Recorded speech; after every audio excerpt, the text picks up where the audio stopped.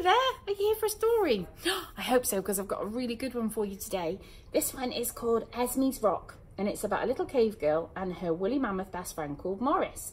It's written by Simon Phillip, it's illustrated by Madga Brol, and I'm reading it with the kind permission of Oxford University Press. So, to give you an idea of what's to come, Morris the Mammoth's birthday surprise is not going to be ready on time. Can Esme's unique talents bring people together and make sure that his party rocks? Shall we find out? Okay. Esme's Rock. Once upon a very, very long time ago, when the internet was hopeless, a young girl woke at the crack of dawn.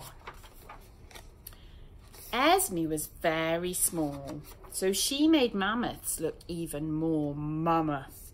She was very energetic, she was very curious, and she was very, very friendly. She also had a very loud voice. Hello! It was great for keeping big things with sharp teeth away, but not for keeping birthday surprises secret. Doris will love her party, said Esme. Yippee, a party, Doris immediately whooped. Whispering wasn't easy, but Esme was determined not to spoil her best friend Morris's upcoming surprise. On Morris's birthday, Esme's voice was a very effective alarm clock, whether or not everyone wanted it to be. Happy birthday, Morris!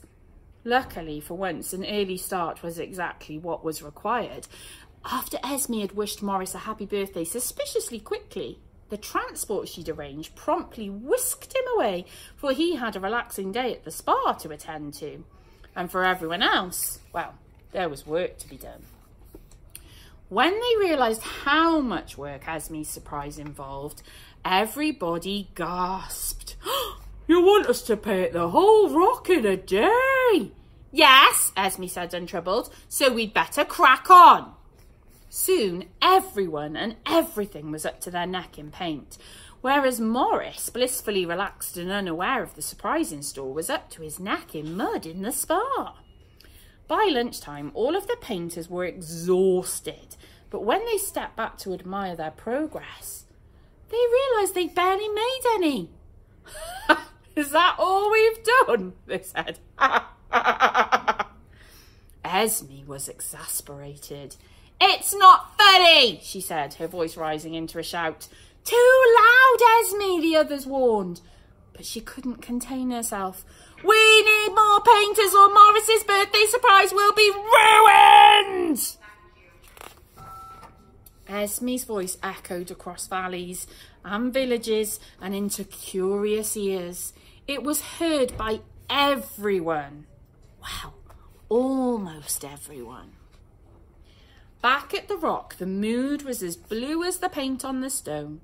Everyone could only hope that Morris somehow hadn't heard Esme's outburst, and with so much rock still left to paint, they thought about giving up. But just as everyone was about to pack up their brushes and paints, they received a shock of their own. Strangers arrived and unpacked their brushes and paints. Suddenly, the wall seemed much smaller. And with everybody working together, they didn't stay strangers for long. As for the rock, thanks to Esme's particularly clear instructions, it was soon finished, which left just one more thing to do. Morris, it's time for your birthday surprise! Morris hurtled home from the spa at once.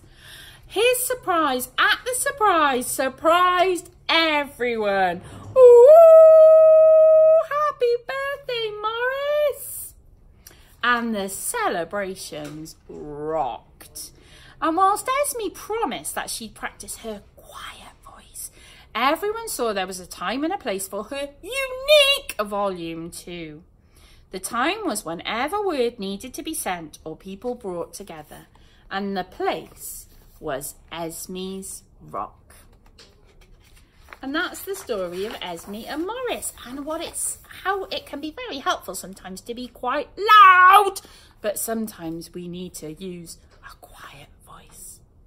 Thanks for listening. See you again next time. Have a great week, everyone. Bye-bye.